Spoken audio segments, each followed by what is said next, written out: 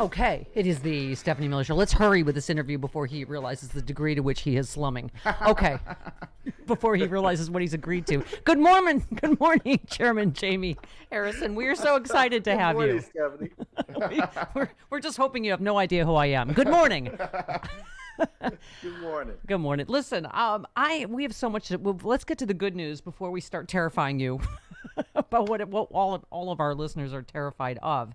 But obviously, the indicators are kind of unbelievably good on the economy and everything else. Our job is about getting the message out, and I know you're a guy that has an action plan. Like, we can't just, I know you've seen all the stories about the unfair media coverage that is sort of provably the same approval ratings, the same job numbers described as, bad under Biden, good under Trump. So we know what we're up against, right? Talk to us about how we message that we have created 6 million jobs, on and on and on, about where we are in the economy. Well, Stephanie, the big thing is, in order to have a message, you got to have an umbrella for that message, right? And the umbrella that we are painting here is that when Democrats get elected to office, we deliver. That's what that D stands for, deliver. We deliver for the American people. And what we have seen in the American Rescue Plan, with the bipartisan infrastructure plan, with what we're seeing in the Build Back Better framework that is now passed the House and going to the Senate, is us moving from words to action, that we are delivering for the American people on things that they really care about. And then the next step is making sure that people know how we have delivered and talk about the impact of delivering on these things that are so important, and doing it through all types of mediums. I mean, one of the goals I have is, over the course of the next month or so, is to hit TV interviews in all 50 states.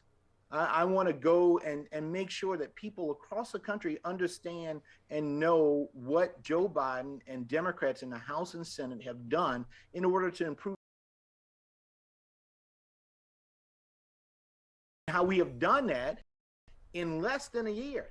Yeah. In less than a year. Yeah. And that's really, really important. Yeah. I mean, it is nothing short of stunning, actually, the job created. And as you said, even on Twitter, that's a pretty good sales point. Your insulin costs $1,000 now. Democrats will cap it at $35. That seems a pretty, as you said, price tag on insulin has been too heavy for many ferries to carry. We must get the Build Back Better Act passed in the Senate, cap the cost at $35. That's easily understandable, isn't it, to ordinary people? It is. And Stephanie, let me give you another one. In this Build Back Better framework is a cap in terms of child care. It caps child care at 7% of income. What does that mean? That means if you're a single parent making $36,000 a year, you say you pay $250 a week for childcare, which is $1,000 a month. $12,000 out of your $36,000, $12,000 of it goes towards childcare. This bill caps it at 7%, meaning that instead of paying $12,000 a year for childcare, you only pay $2,000 a year. That means that person is saving 10 grand a year. That's real money. And it's going to have a dramatic impact on the lives of so many families, and be able to help them to provide more for their families. Now, it's our first time together, so I hate to do this to you, but I must inflict your dear friend Mitch McConnell on you, because he calls what you just said a toddler takeover of health care. Yeah, let him explain to you why this is bad, that Democrats are going to help you with your child care costs. Hang on, here we go. A huge part of their bill would completely upend child care and pre-K as they exist for families all across our country. If you like your child care, you can keep your child care. Well, buckle up, parents. What could possibly go wrong? The Democrats have written their toddler takeover in ways that would turn families' finances literally upside down. Is this opposite day? How is helping you with your child care costs a toddler takeover, whatever he just said? Well, Stephanie, he's right. It will turn families' finances upside down. So instead of spending $12,000 a year on childcare, you spend $2,000. I mean, that turns it upside down and actually helps people. We this just is the wrote thing. the first ad. Insulin under Right. right. Republicans $1,000. Democrats it'll be $35. Your child care, exactly right. right? Democrats deliver. See, we're working together, Chairman. There you go. I like this. There you go. But you said And Lord knows, I would not go to Mitch McConnell for, he may scare our kids instead of, Right. I wouldn't go to that man for anything in terms of how to keep and take care of my family. yeah. Well, I mean, you said that you talked about the launch. The Purdue launch ad? You said fear and fascism are all they have. The GOP is bankrupt of ideas to improve lives. You said count it, nearly 6 million jobs created in the first 10 months of the Biden administration. How do you drive home? That is more than the last 3 Republican presidencies combined, what the president has done in the last 10 months. These are real things, and I think it's important for folks to understand that. But Stephanie, what we cannot ignore as Democrats is, sometimes some of my colleagues love to, they list all of the things that we have done, but really, in the end of the day, it's not about the list of policies, because policies are only a means to an end. It's about whether or not the impact those policies are having on folks. We need to make sure that not only did we deliver on the policy side, but that we deliver peace of mind, that we deliver security, that we deliver protection, that we deliver a sense for the American people that, things are going to be okay.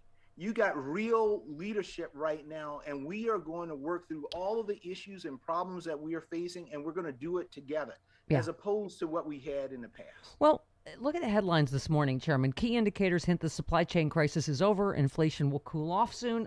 Look, gas prices are coming down. Yeah. I mean, my question, though, is how do you combat the mainstream media that is provably, whether it's Dana Milbank or others that are writing and, showing real-time data of how, for whatever reason, the mainstream media seems to be invested.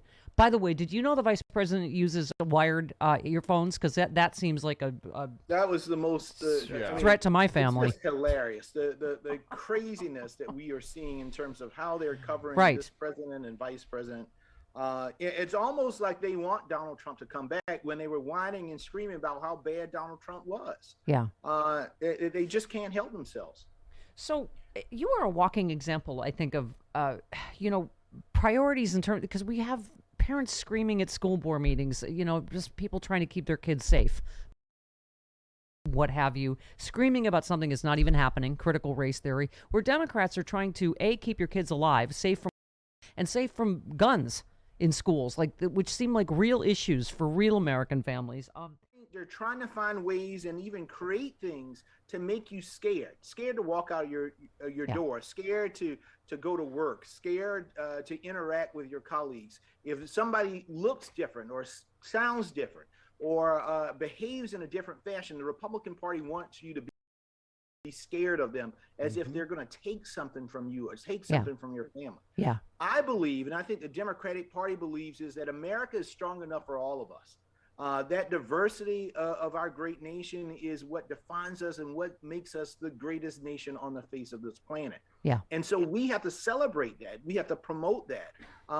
And we got to do all that we can to make sure that everybody in this country gets to live up to the opportunities that this great nation provides. And my life is a testament to that. I mean, Stephanie, I can tell you there were moments growing up in which we were so poor, where there were days in which I would have to put water on my cereal because we couldn't afford a carton of milk, or I had to dig in couch cushions looking for a quarter, a nickel, dime so my grandfather could get enough for a gallon of gas to go to work and back. But in this nation, in this great nation of ours, a kid that grew up like that, whose grandfather had a 4th grade education and a grandmother an 8th grade education, is now the chair of the Democratic National Committee, or could run for the United States Senate, right? Yeah. That's what America's all about. And this party, the Democratic Party, is fighting to make sure that that is not just some anomaly, but it is how this country works. Yeah. Each and every So, day. Chairman, let's explore my daddy issues together for a minute. Now, I don't know if you know my dad was chairman of the Republican Party and ran with Goldwater in '64, but also was a Nuremberg prosecutor. And so I'm hearing what you're saying about fascism, that they are, and we're not name calling. They are openly parading, in the streets, calling themselves, fascists, waving Nazi flags. I mean, and as Jennifer Rubin gave you some free advice, Democrats might consider closing up shop if they don't run ads in 2022 featuring Matt Gaetz saying it's not going to be the days of Paul Ryan and Trey Gowdy. It's going to be the days of Jim Jordan and Marjorie Taylor Greene and Paul Gosar and myself. That was Matt Gaetz. Well, we're going to have that on repeat, Stephanie. On repeat. If this clown show, we're going to make them the faces of the Republican Party, and they are. They are today's Republican Party. They are in the mainstream. Gates and Lauren Bobblehead Bobbert and oh, good, you did the name calling. Good, thank you. Yeah, that was me for once.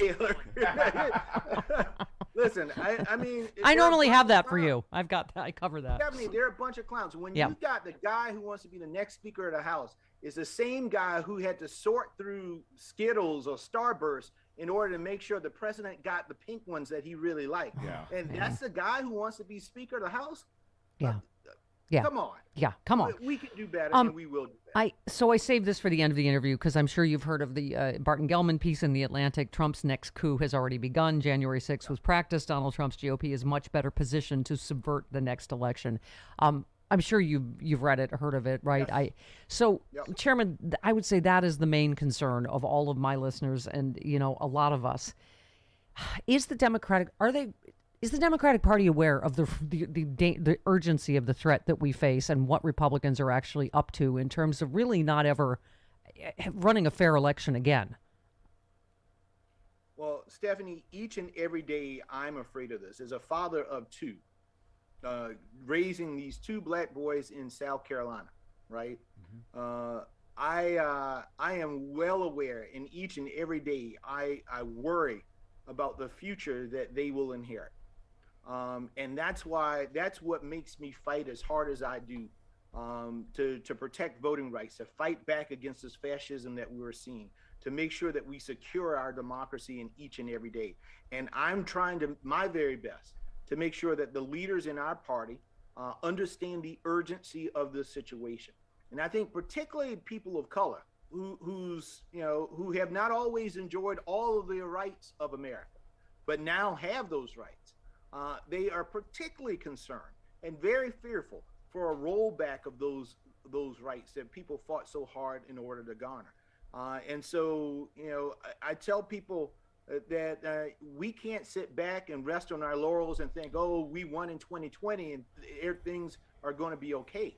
The fight for democracy is still right here, and it's probably even more urgent than it was in 2020.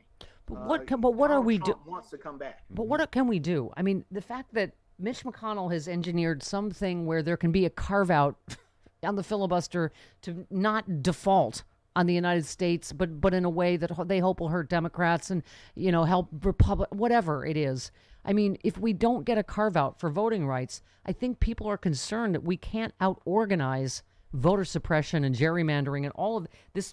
The Barton Gellman article, as you know, is terrifying because I think part of it is what do we do about this, what they're doing in the legislatures to just give legislatures the power to, appoint any electors they want regardless of the will of the people. What are Democrats doing and what can we do? It just feels like we're not because they don't fight fair. Let's just say this is cheating. No. They're trying to find out how can they cheat. Well, that's part of the fascism, right? That's the way that's the way that fascism works. Where you don't follow the rules, you don't follow the law, you just bend the rules and the law towards what you want and who you want to win. I mean, we got to get that legislation passed in the United States Senate. And a hell of high water, we got to figure out a way to do so. I was just with the Congressional Black Caucus last week, talking to Joyce Beatty and working on strategy with them to increase the pressure in the United States Senate to make a modification to the rules change. And even if it's not a full gutting of the filibuster, we need to do whatever rule change that is necessary to bring voting rights up. And I know that there's some senators on our side that are They said, well, this is how we get things done and la la la in the United States Senate. But if you are truly a protector of democracy and want to protect democracy, then you get the damn bill on the floor and you pass it. Right. Because that is the only thing that we have at this point. Well, this is the operative part, real quick, before we go, that Barton Gellman writes in Atlantic. Who or what will safeguard our constitutional order is not apparent today. It is not even apparent who will try. Democrats, big and small d, are not behaving as if they believe the threat is real. Some of them, including President Joe Biden, have taken passing rhetorical notice, but their attention wanders. They are making a grievous mistake. He quotes the professor as saying, the Democratic emergency is already here. Only a year ago, he was cautioning against hyperbole. Now he speaks matter-of-factly about the death of our body politic. We face a serious risk that American democracy, as we know it, will come to an end in 2024, but urgent action is not happening. What do we do about what they're doing in the legislatures, apart from Congress? Yeah.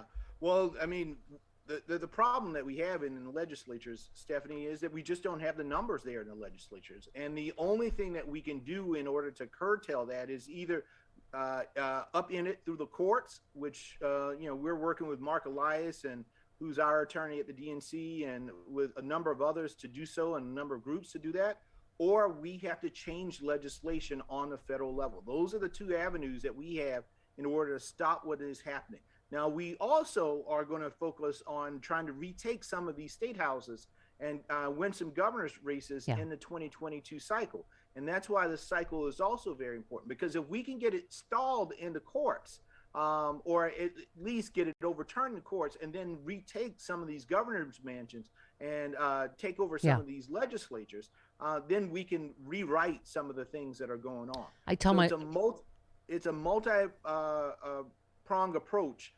But we really, in the short term, we got to figure out a way to get something done through the United States. Yep. Call your representatives. I tell my listeners every day we are single issue voters, and the issue is democracy. And what you can do for America, sir, would be to come on Stephanie Miller very regularly and tell my forces what to do. And honestly, this is a big thing for us, because we were saying, I've said for years, Chairman, that I don't know why Democrats don't get it, that the right wing has invested in media infrastructure for years and years. They have hundreds and hundreds of radio stations, etc. We have, not many, but I have 6 million listeners, and now you're getting out the marching orders. So I think one of the worst things that happened that has really put us in this situation is when the fairness doctrine went away. Yes. And for me, I'm a big proponent on re-examining that, because I think you need to give equal voice to what's going on the other side. And when you got OWN and Fox, which are an extension of the RNC, it's hard for all of us to fight back, but we have to. Our schedule just reads Chairman Jaime Harrison to be announced whenever he wants. Yes. That's what it says. Well, why don't we do it every month? I can come in every month or every few weeks, and I would love to do so. Yes, let's do it. Thank you, sir, and thanks for your service to the country. We appreciate it. Thank you so much, Steph.